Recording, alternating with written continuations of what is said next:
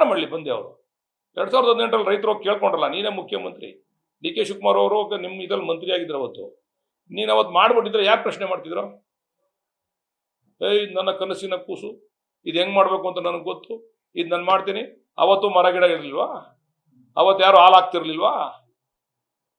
ಅವತ್ತು ರೈತರ ಬಗ್ಗೆ ನಿಮಗೆ ಕಾಳಜಿ ಇರಲಿಲ್ವಾ? ಇವ್ರ ಹತ್ರ ಬೇಡ ರೀ, ದೇವೇಗೌಡ ಹತ್ರ ಹೋಗವ್ರೆ ಜನ.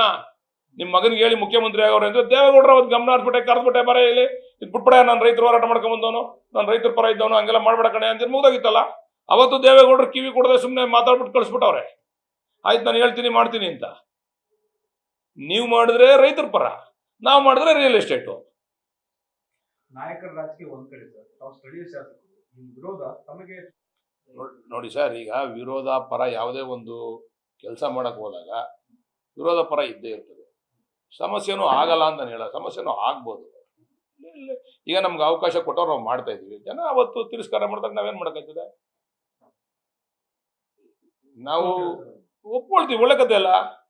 ಒಳ್ಳೇದು ಆಗ್ಬೋದು, ಕೆಟ್ಟದ್ದು ಆಗ್ಬೋದು. ಅಲ್ಲಿ ಕೆಲವರು ಬೇಕು ಅನ್ನೋರು ಅವರೇ, ಬೇಡ ಅನ್ನೋರು ಅವರೇ. ಬೇಡ ಅನ್ನೋರಿಗೆ ಬೇಜಾರು ಆಗ್ಬೋದು. ಎಷ್ಟೋ ಜನ ಬೇಡ ಅಂತಿದ್ದವರೆಲ್ಲ ಈಗ ಬೇಕು ಅಂತ ಕನ್ವರ್ಟ್ ಆಗವ್ರೆ. ಮೊದಲು ಯಾರು ಸ್ಟಾರ್ಟಿಂಗ್ ನಲ್ಲಿ ಬೇಡ ಅಂತ ಸುಮಾರು ಜನ ಹೊರಟಿದ್ರಲ್ಲ, ಅವರೆಲ್ಲ ನಮ್ಮ ರೇಟು ಇವೆಲ್ಲ ನೋಡಿ ಇದು ಯಾವತ್ತಿದ್ರು ಇದು ಮುಗಿಯದ ಅಧ್ಯಾಯ, ಇವ್ರಲ್ದ್ರೆ ಇನ್ನೊಬ್ರು ಬಂದು ಮಾಡ್ತಾರೆ. ಈಗ ಇವ್ರು ನಾವು ನಿಲ್ಸಿದ್ರೆ, ಈಗ ಕುಮಾರಸ್ವಾಮಿ ಅವ್ರು ಮಾಡೋದು ನಿಲ್ಸಿದ್ರು, ಕುಮಾರಸ್ವಾಮಿ ಅವ್ರು ಅವತ್ತು ಬಿಟ್ಟಿದ್ರೆ ಇದೇನೋ ಆಯ್ತಲ್ಲ, ಈಗ ನಾವು ಮಾಡಕ್ ಬಂದಿದ್ವಿ. ನಾವು ನಿಲ್ಸಿದ್ರೆ ಇನ್ನೊಬ್ರು ಬರ್ತಾರೆ ಅಂದ್ಕೊಳ್ಳಿ, ಯಾರು ಬಿಡಲ್ಲ ಇದನ್ನ. ಟೌನ್ಶಿಪ್ ಆಗೋದು ಗ್ಯಾರಂಟಿ, ಟೌನ್ಶಿಪ್ ಆಗ್ಬೇಕು ಅಂತಕ್ಕಂಥದ್ದು. ನಿಮ್ಮ ಅಶೋಕೆ ಮಾತಾಡೋರಲ್ರಿ ಹೌಸಲ್ಲಿ, ಇದೇ ಡಿ ಕೆ ಶಿವಕುಮಾರ್ ಅವ್ರಿಗೆ ಉತ್ತರ ಕೊಡ್ಬೇಕಾದ್ರೆ ಡಿ ಕೆ ಶಿವಕುಮಾರ್ ಉತ್ತರ ಕೊಟ್ಟಾಗ, ಇನ್ ಮುಂದೆ ನೀವು ಬೆಂಗಳೂರಿನಲ್ಲಿ ಯಾವುದು ಕೂಡ ಅಭಿವೃದ್ಧಿ ಮಾಡಬಾರ್ದು, ನೀವೇನಿದ್ರು ಹೊರಗಡೆ ಟೌನ್ಶಿಪ್ ಹೋಗ್ಬೇಕು ಅಂತ ಅಶೋಕೆ ಆಸ್ ಎ ಅಪೋಸಿಷನ್ ಲೀಡರ್ ಮಾತಾಡೋರಲ್ಲ. ಅಶೋಕಣ್ಣನೇ ಮಾತಾಡಿ ಆಯ್ತಪ್ಪ ಎಲ್ಲಿ ಮಾಡ್ಬೇಕು ಅಂತ ಕೇಳಿ, ನಿಮ್ಮ ಅಶೋಕಣ್ಣನ ಟೌನ್ಶಿಪ್ ಮಾಡ್ಬೇಕು ಅಂತ ಹೇಳೋರಲ್ಲ, ಅವ್ರೆ ಅಡ್ವೈಸ್ ಮಾಡೋರಲ್ಲ, ಎಲ್ಲಿ ಮಾಡ್ಬೇಕು? ರೈತರ ಜಮೀನ್ ತಗೊಳ್ದೇನೆ ಯಾವ ರೀತಿ ಟೌನ್ಶಿಪ್ ಮಾಡ್ಬೇಕು, ಯಾವ ತರ ಮ್ಯಾಜಿಕ್ ಮಾಡ್ಬೇಕು ಅಂತ ಅಶೋಕಣ್ಣ ನಮ್ಗೆ ಅಡ್ವೈಸ್ ಮಾಡ್ಬೇಕು. ನೀನ್ ಮಾಡಿದ್ರೆ ಅದು ಸರ್ಕಾರದ ಪರ, ನಾವು ಮಾಡಿದ್ರೆ ರಿಯಲ್ ಎಸ್ಟೇಟು. ಇಲ್ಲಿ ರಿಯಲ್ ಎಸ್ಟೇಟ್ ಏನ್ ರೈತರು ದುಡ್ಡು ಕೊಡ್ಲೇಬೇಕು, ಎಲ್ಲ ಅಕೌಂಟಬಿಲಿಟಿ ಇರ್ತದೆ. ಆಮೇಲೆ ಇದು ಡಿಪಾರ್ಟ್ಮೆಂಟ್ ಅಲ್ಲಿ ಮಾಡ್ತಾ ಇರೋದು, ದುಡ್ಡು ಬಂದ್ರೆ ಡಿಪಾರ್ಟ್ಮೆಂಟ್ ಬರ್ತದೆ. ರೈತರಿಗೆ ಕೊಟ್ಟು ಡೆವಲಪ್ ಮಾಡಿ ಏನಾರು ದುಡ್ಡು ಎಕ್ಸೆಸ್ ಬಂದ್ರೆ ಅದು ಡಿಪಾರ್ಟ್ಮೆಂಟ್ ಬರ್ತದೆ. ಡಿ ಕೆ ಶಿವಕುಮಾರ್ ಅವರು ಜಾಬ್ಗೋ ನನ್ನ ಜಾಬ್ಗೋ ಬರಲ್ಲ ದುಡ್ಡು. ಅದೇ ಬೇರೆಯವ್ನ ಯಾರಾದ್ರೂ ಒಬ್ಬ ರಿಯಲ್ ಎಸ್ಟೇಟ್ ಇವನು ಜಮೀನ್ ತಗೊಂಡ್ ಮಾಡಿದ್ರೆ ಅವ್ನ ಅಕೌಂಟ್ಗೆ ಹೋಗೋದು ದುಡ್ಡದು. ಈಗ ಸರ್ಕಾರದ ಅಕೌಂಟ್ಗೆ ಬರ್ತದೆ, GBI ಅಕೌಂಟ್ಗೆ ಬರ್ತದೆ. ಇದನ್ನ ನಾವು ಯುಟಿಲೈಸ್ ಮಾಡ್ತೀವಿ, ಬೇರೆ ಬೇರೆ ಡೆವಲಪ್ಮೆಂಟ್ಗಳು ಯುಟಿಲೈಸ್ ಮಾಡ್ತೀವಿ ನಾವು. ಏನೋ ಒಂದು ಅವ್ರ ಇಷ್ಟ ಬಂದಂಗೆ ಮಾತಾಡೋದು. ಅವ್ರು ಯಾವಾಗ ಬೇಕೋ ಅವಾಗ hit and run case Kumaraswamy ಅವರು 2018 ಬಂದ್ ರೈತರು ಕೇಳಿದ್ದು ಸತ್ಯನ ಸುಳ್ಳ? ಅವ್ರೇನ್ ಚೆನ್ನಾಗಿ ಹೇಳವ್ರೆ, ನಾನು DLF ಅವರು ಹೇಳಿದ್ದೆ ರೈತರು ಬೇಡ ಅಂದ್ಬಿಟ್ರು ಬಿಟ್ಬಿಟ್ಟಿ ಅಂತ ಹೇಳವ್ರೆ. 18 ರೈತರು ಬೇಡ ಅಂದಾಗ ಯಾಕೆ ಬಿಡ್ಲಿಲ್ಲ? ಬರ್ಲಿ, ಚಾಮುಂಡಿ ಮುಂದೆ ಪ್ರಮಾಣ ಮಾಡ್ಲಿ, ನಾನು ಬರ್ತೀನಿ. ಈಗ ಏನೋ ಡಿ ಕೆ ಶಿವಕುಮಾರ್ ಅವರು ಮುಖ್ಯಮಂತ್ರಿ ಆಗಿರೋದನ್ನ ಅವ್ರು ಯಾರು ಅರ್ಗಿಸ್ಕೊಳಕ್ ಆಯ್ತಾ ಇಲ್ಲ.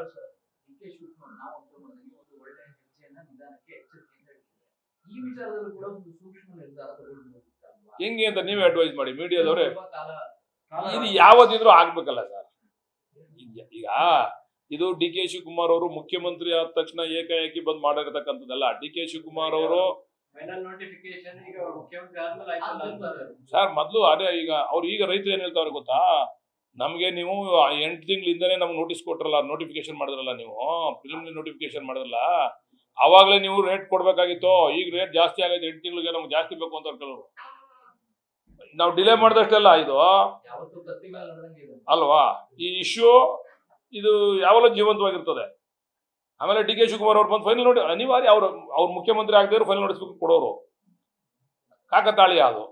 ಅವ್ರು ಮುಖ್ಯಮಂತ್ರಿ ಆಗೋದಕ್ಕೂ ಅಲ್ಲಿ ನಾವು ಯಾರು ರೈತರು ಮುಂದೆ ಬಂದವರಲ್ಲ ಅವ್ರು ಗಲಾಟೆ ಮಾಡ್ತಾವ್ರಿ. ಇವಾಗ ನಮ್ಗೆ ನೀವು ಎಷ್ಟು ದಿವಸ ಅಂತ ನಮ್ಗೆ ಇದು ಮಾಡ್ತೀರಾ? ನಾವು ಬೇರೆ ಕಡೆ ಹೋಗಿ ನಾವು ಲ್ಯಾಂಡ್ ಮೇಲೆ ದುಡ್ಡು ಹಾಕ್ಬಿಟ್ಟಿದೀವಿ, ನಾವು ಬೇರೆ ಕಡೆ ಹೋಗಿ ಜಮೀನ್ ತಗೋಬೇಕು, ನಮ್ಗೆ ದುಡ್ಡು ಕೊಡಿ ಅಂತ ಅವ್ರು ಗಲಾಟೆ ಮಾಡ್ತಾವ್ರೆ. ಈ ವಿಷಯದಲ್ಲಿ ಸರ್ಕಾರ ಇನ್ನೊಂದಷ್ಟು ಸ್ಪಷ್ಟತೆಯನ್ನು ಕೊಡಬಹುದು. ಡಿ ಕೆ ಶಿವಕುಮಾರ್ ಅವರೇ ಖುದ್ದಾಗಿ ಕೂತು ಇಂಥ ಯೋಜನೆ ಇದೆ, ಇಂಥ ಟೌನ್ಶಿಪ್ ಅಲ್ಲಿ ಇಂಥ ಪ್ಲಾನ್ ಇದೆ ಮಾಡಾಯ್ತು, ಅದನ್ನ ಅದ್ ಮಾಡಾಯ್ತು. ಈಗ್ಲೂ ಬೇಕಾದ್ರೆ ಮಾಡ್ತೀವಿ. ಬಟ್ ಈಗಾಗಲೇ ಅವರು ಆಸ್ ಎ ಇದು DCM ಅದನ್ನ ಮಾಡಿದ್ರು. ಅದನ್ನ ಏನ್ ಮಾಡ್ತೀವಿ, ಇಲ್ಲಿ ಏನ್ ಬರ್ತದೆ ಈಗ ನೋಡಿ, ಬೈರಮಂಗಲ ಕೆರೆ ಅದಕ್ಕೆ 2,000 ಕೋಟಿ ಅದನ್ನ ಅಭಿವೃದ್ಧಿ ಪಡಿಸ್ಬೇಕು ಅಂತೇಳಿ. ಇವತ್ತು ನೋಡಿ, ಆ ಬೈರಮಂಗಲ ಕೆರೆಯಿಂದ ಪ್ರತಿಯೊಂದು ಗ್ರಾಮದಲ್ಲೂ ಕೂಡ ಕ್ಯಾನ್ಸರ್ ಪೇಷಂಟ್ಸ್ಗಳು ಜಾಸ್ತಿ ಆಗ್ತಾ ಇದ್ದಾರೆ. ಈಗ ನಿಮ್ಮ ಬೆಂಗಳೂರಿನ ಕಲುಷಿತ ನೀರು, ವೃಷ್ಪಾವತಿ ನೀರು ಬಂದು ಸೇರ್ಕೊಂಡು ಅದು ಬೇಕೋ ಬೇಡವೋ ನಮ್ಮ ಬೋರ್ವೆಲ್ಗಳಲ್ಲಿ ನೀರು ಬಂದೇ ಬರ್ತದೆ. ಈಗ ಪ್ರತಿಯೊಂದು ಊರಿನಲ್ಲೂ ಕೂಡ ನಾವು ಕ್ಯಾನ್ಸರ್ ಪೇಷಂಟ್ ನೋಡ್ತಾ ಇದ್ದೀವಲ್ಲ, ಅದು ಇದ್ರ ಎಫೆಕ್ಟ್ ಆಗೇ ಆಗ್ತದೆ. ಇನ್ನು ಮುಂದೆನೂ ಕೂಡ ಎಫೆಕ್ಟ್ ಆಗೇ ಆಯ್ತದೆ ಇದು. ಆಮೇಲೆ ನಾವು ದುಡ್ಡೇ ಕೊಡ್ತೀವಪ್ಪ, ನೀವು ದುಡ್ಡೇ ತಗೊಳ್ಳಿ ಅಂತ ಯಾರಿಗೂ ಫೋರ್ಸ್ ಮಾಡ್ತಾ ಇಲ್ಲ. ನಾವು ದುಡ್ಡನ್ನ ಯಾವ ಮಟ್ಟಕ್ಕೆ ಕೊಡ್ಬೋದು ಅಂತ ಒಂದು ಆಕ್ಟ್ ಇದೆ, ಅದಕ್ಕೊಂದು ರೂಲ್ಸ್ ಅಂಡ್ ರೆಗ್ಯುಲೇಷನ್ಸ್, ಅದ್ರ ಪ್ರಕಾರ ದುಡ್ಡು ಕೊಡ್ಬೇಕು. ನಾವು ಅದ್ರ ಮೇಲೆ ದುಡ್ಡು ಕೊಡೋಕ್ಕಾಗಲ್ಲ.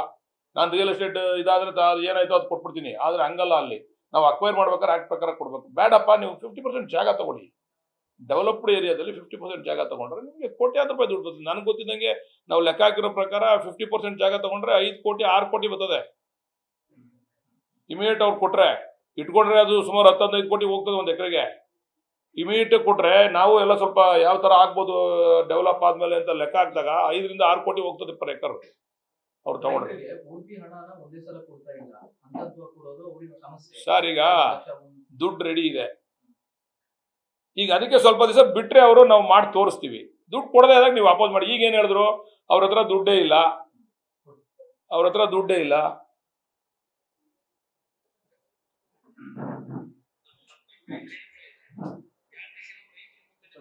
ಸೌಂಡ್ ಕೊಡ.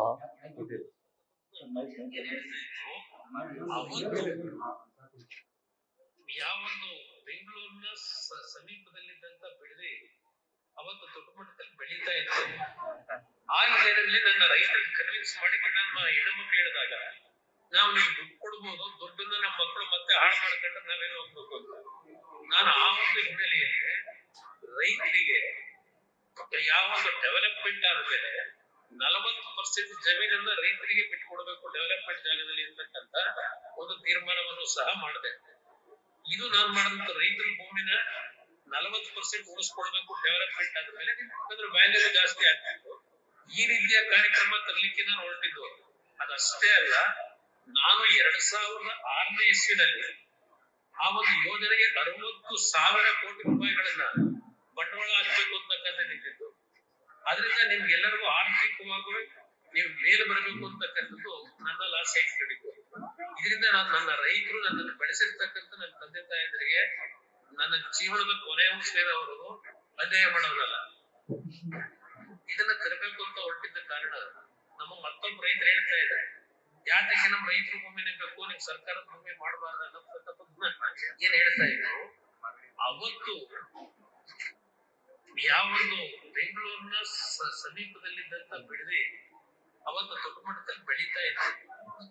ಆ ಹಿನ್ನೆಲೆಯಲ್ಲಿ ನನ್ನ ರೈತರಿಗೆ ಕನ್ವಿನ್ಸ್ ಮಾಡಿ ನನ್ನ ಹೆಣ್ಣುಮಕ್ಳು ಹೇಳಿದಾಗ, ಇದೇನ್ ಸ್ವಾಮಿ, ಏನ್ ಹೇಳಿ ಸ್ವಾಮಿ, ನೀವೇ ಹೇಳಿ. ಈಗ ತೋರಿಸಿದೀವಿ ವಿಡಿಯೋನ ಜನಗಳಿಗೆ, ಸಾರ್ವಜನಿಕರಿಗೆ. ಇದಕ್ಕೆ ಜನನೇ ಸಾರ್ವಜನಿಕರೇ ಉತ್ತರ ಕೊಡ್ಬೇಕು. ಅವ್ರು ಹೋರಾಟ ಮಾಡ್ಬೇಕಾ, ಕುಮಾರಸ್ವಾಮಿಗೆ ಹೋರಾಟ ಮಾಡ್ಲಿಕ್ಕೆ ಹಕ್ಕಿದ್ಯಾ ಇಲ್ವಾ ಅಂತ ಮಾಡ್ಲಿ. ಗೋಸಂಬ ರಾಜಕಾರಣ ಮಾಡಬಾರ್ದು. ಪ್ರಾಮಾಣಿಕವಾಗಿ ಒಂದು ನಿಲುವಿರ್ಬೇಕು. ಒಬ್ಬ ವ್ಯಕ್ತಿಗೆ ಒಂದು ನಿಲುವಿರ್ಬೇಕು. ಅವನಿಗೆ ಹೆಸರು ಬಂದ್ಬಿಡ್ತದೆ ಅಂತ ಒಂದ್ ನಿಲುವು, ನನ್ಗೆ ಹೆಸರು ಬರ್ಲಿ ಅಂತ ಒಂದ್ ನಿಲುವು ಇರಬಾರ್ದು. ಇದೇ ಕುಮಾರಸ್ವಾಮಿ ಅವರು ಇದು ಯಾವಾಗ ಹೇಳಿರೋದು ಗೊತ್ತಾ?